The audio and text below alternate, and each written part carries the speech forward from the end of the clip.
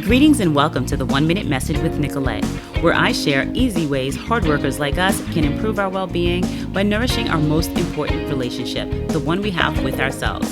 The focus of this 30-day self-care series is journaling for introspection, reflection, and action. Each day, I'll provide one journal question or sentence starter for you to consider and respond to in writing. Today's questions are: how satisfied am I with my career choice? Have I considered other options? Spend some time thinking and writing about this. You may also consider starting or ending your session with a guided meditation to help you prompt or process your thoughts. I've linked to a few you can try. I'll be back tomorrow.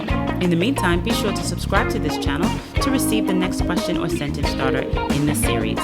Leave a comment and let me know how it goes.